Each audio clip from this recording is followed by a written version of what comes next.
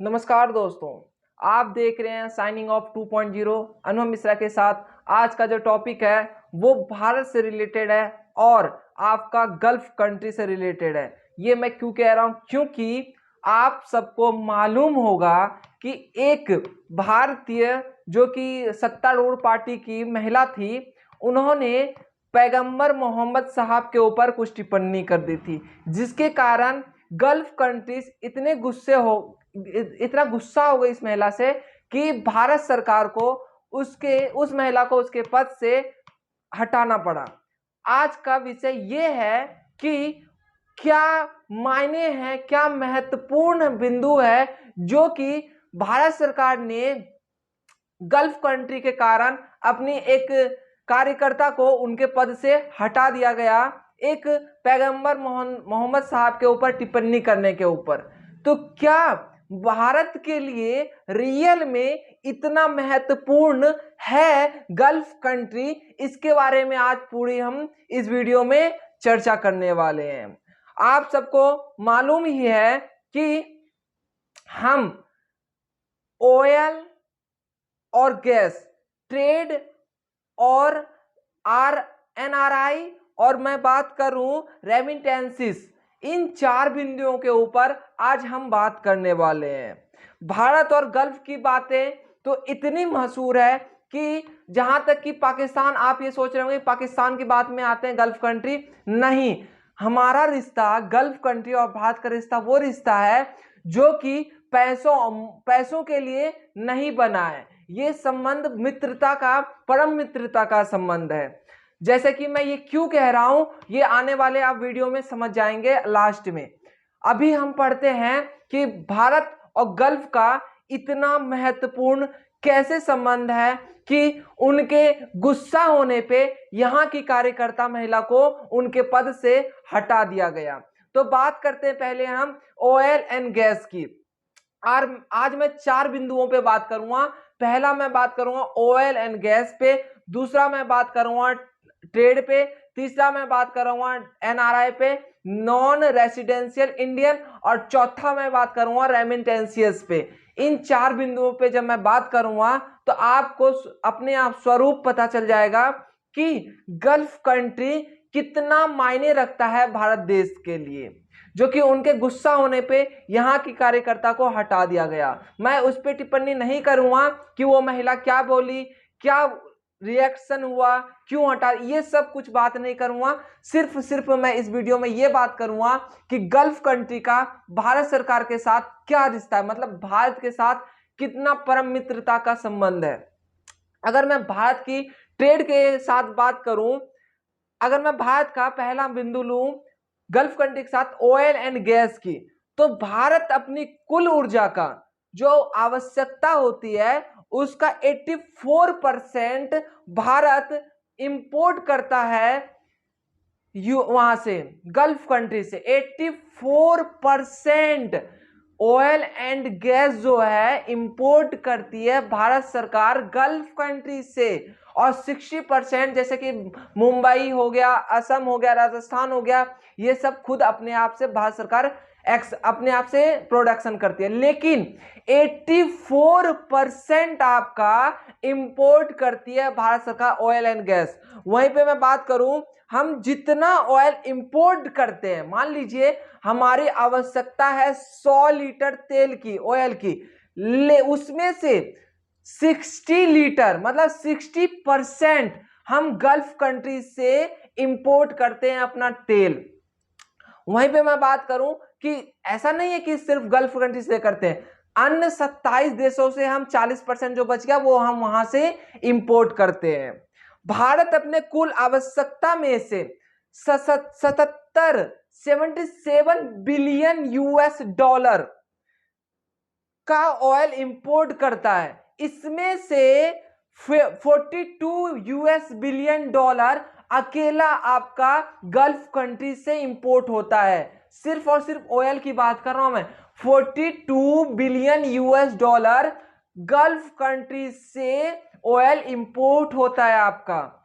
वहीं पे मैं बात करूं, भारत अपने गल्फ का भारत के साथ ये सब मिलाएंगे तो मैं बात करूं भारत और गल्फ कंट्री के संबंध में बहुत ही घनिष्ठ मित्रता है इस सबको मिला दें तो, क्योंकि आपको जैसे मैंने कहा कि भारत पूरा जो इंपोर्ट करती है 77 बिलियन यूएस डॉलर का, उसमें से आधा से ज्यादा का गल्फ कंट्री से सिर्फ और सिर्फ ऑयल और गैस इंपोर्ट करती है। और मैं बता दूं आपको 84% जब हम वहां से गैस का वो करते हैं इंपोर्ट या इंपोर्ट करते हैं ऑयल एंड गैस का, वो मैं बता दूं 239 मिलियन टन का हम वहां से ऑयल एंड गैस का इंपोर्ट करते हैं। ये बात कुल मिलाकर का था आपका ऑयल एंड गैस का। आगे चलते हैं हम ट्रेड के ऊपर चलते हैं। तो मैंने हाल ही फिलहाल में एक वीडियो बनाया था जिसमें मैंने ये कहा था कि भारत के वाणिज्यिक मंत्रालय के द्वारा एक रिपोर्ट डाटा शेयर की गई है जिसमें ये कहा गया है कि भारत टॉप पर यूएसए के साथ, जहां पे 119.42 बिलियन यूएस डॉलर का ट्रेड कर रही है। दूसरे नंबर पे चाइना से कर रही है 115.42 बिलियन यूएस डॉलर की। वहीं पे आपका यूएई के साथ मैंने बताया था उस वीडियो में कि 42 नहीं आपका कितना था 72.9 बिलियन यूएस डॉलर का यूएई के साथ, मतलब टॉप थर्ड लार्जेस्ट ट्रेडर जो है भारत यूएई के साथ रखता है संबंध अपना व्यापार में। तो मैं बताऊं वहीं पे सऊदी अरब जो है, मैं पहले यूएई की बात क्यों किया, क्योंकि जो गल्फ कंट्रीज है उसमें जीसीसी मतलब गल्फ कॉपरेशन काउंसिल में 6 कंट्री है। गल्फ कॉपरेशन कंट्री में आपका कुल मिलाकर 6 कंट्रीज इन्वॉल्व है, जिसमें से आपका यूएई यूनाइटेड अरब अमीरात है, दूसरा है आपका बहरान, तीसरा है आपका सऊदी अरब, चौथा है आपका ओमान, पांचवा है आपका कतर और छठा आपका कुवैत। तो मैंने जीसीसी की बात क्यों किया, गल्फ कॉपरेशन काउंसिल की क्यों बात की, क्योंकि इनमें से मेजॉरिटी देश के साथ हम मेजॉरिटी ट्रेड करते हैं। जैसा कि मैंने कहा अभी वाणिज्यिक मंत्रालय के द्वारा रिपोर्ट जारी की गई थी जिसमें से भारत का नंबर 3 पर जो ट्रेड पार्टनर है वो यूएई है, जो कि आपका जीसीसी गल्फ कॉपरेशन काउंसिल का सदस्यता रखता है। वहीं पे मैं दूसरे नंबर पे बात करूं सऊदी अरब है, जो कि फोर्थ ट्रेडर पार्टनर मतलब चौथे नंबर पे आपका सऊदी अरब आता है, जिससे हम कितना 42 बिलियन यूएस डॉलर का ट्रेड करते हैं। वहीं पे मैं बात करूं आपका कतर के साथ, तो कतर का 15 बिलियन यूएस डॉलर का ट्रेड करते हैं। अगर ये सबको जोड़ दिया जाए, हम गल्फ कंट्रीज के सारे ट्रेड को जोड़ दिया जाए, तो ये अकेला यूएसए और चाइना को पीछे पछाड़ देगा और अकेला वर्ल्ड भारत का नंबर 1 ट्रेड पार्टनर हो जाएगा अगर इन सबको मैं एक साथ जोड़ दूं। तो इसीलिए भारत के लिए गल्फ कंट्रीज बहुत ही ज्यादा महत्वपूर्ण हो जाती है। आगे चलते हैं हम, जो मैंने बात किया अभी एनआरआई के बारे में, नॉन रेसिडेंशियल इंडियन। भारतीय विदेश मंत्रालय के द्वारा एक रिपोर्ट जारी की गई थी कि 13.4 मिलियन, 1 मिलियन में 10 लाख होता है आपका, तो 13.4 मिलियन जो लोग हैं वो आपके नॉन रेसिडेंस इंडियन हैं, मतलब कि वो सदस्यता जो रखती है अपने भारतीय की रखती है, भारतीय मूल के लोग हैं लेकिन कमाने के लिए विदेश गए हुए हैं, तो उसे कहते हैं एनआरआई।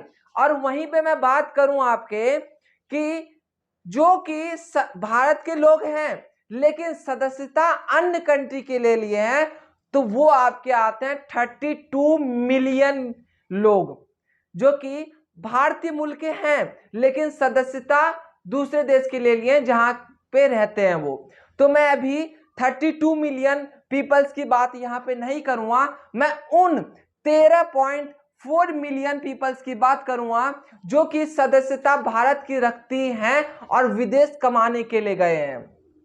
अगर मैं बात करूं 13 मिलियन लोगों में से 7 मिलियन लोग सिर्फ और सिर्फ गल्फ कंट्रीज में रहते हैं।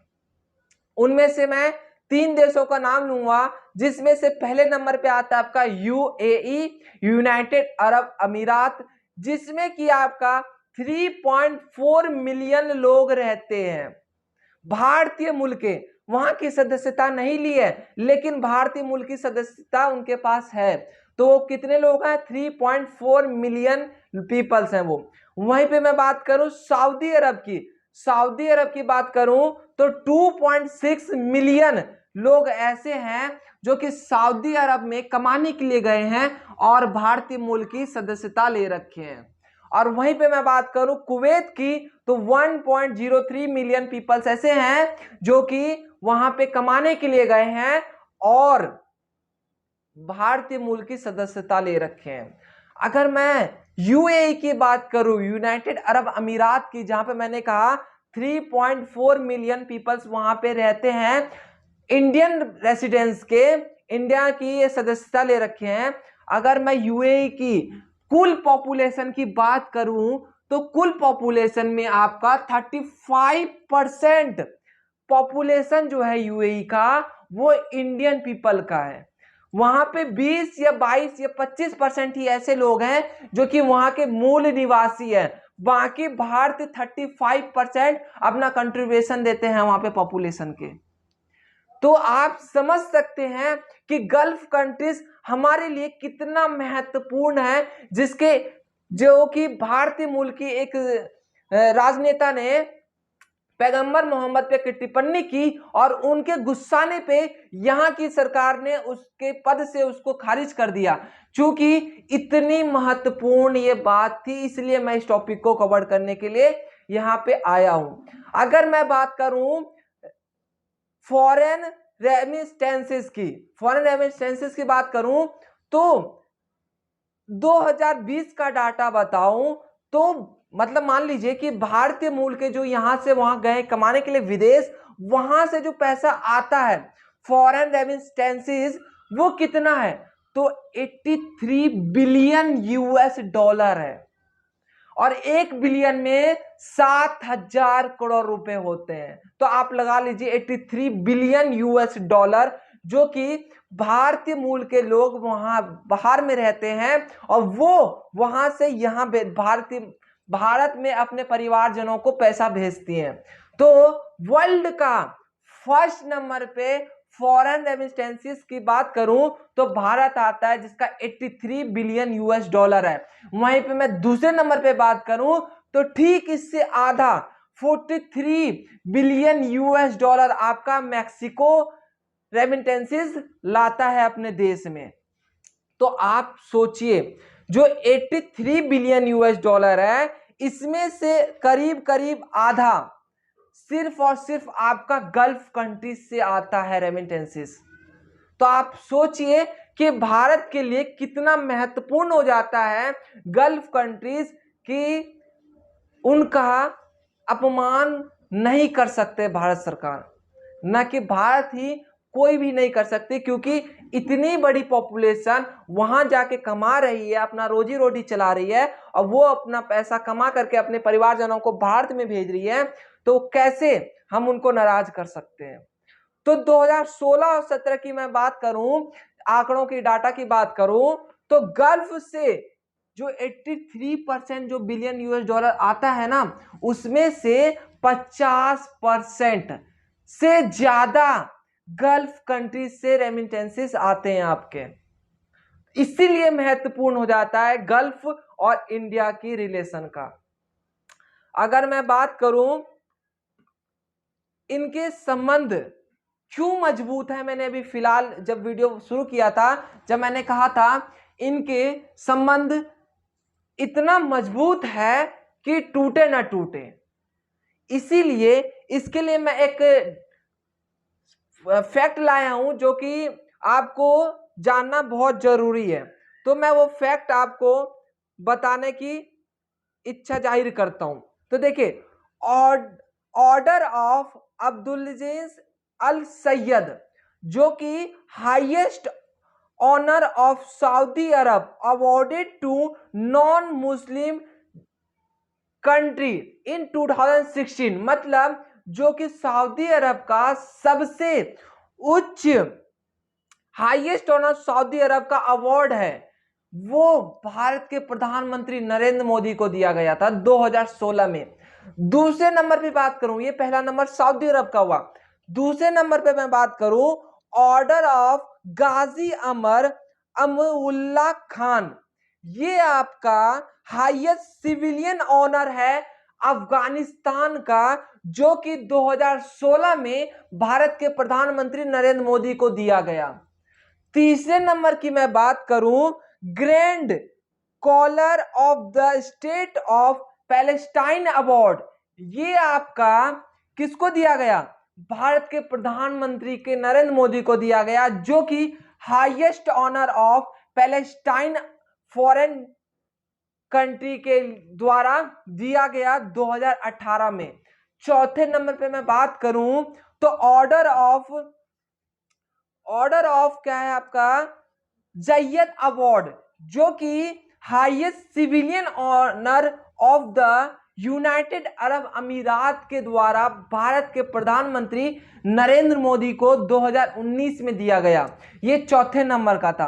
पांचवें नंबर का मैं बात करूं तो order of distinguished rule of Nishan Izzuddeen, highest honour of the Maldives, awarded to the foreign country in Indian prime minister Narendra Modi 2019 में मालदीव्स के द्वारा उनको अवॉर्डेड किया गया हाईएस्ट सिविलियन अवार्ड से। वहीं पे छठे नंबर की बात करूं, king Ahmad order of the resolutions, जो कि आपका किसके द्वारा दिया गया?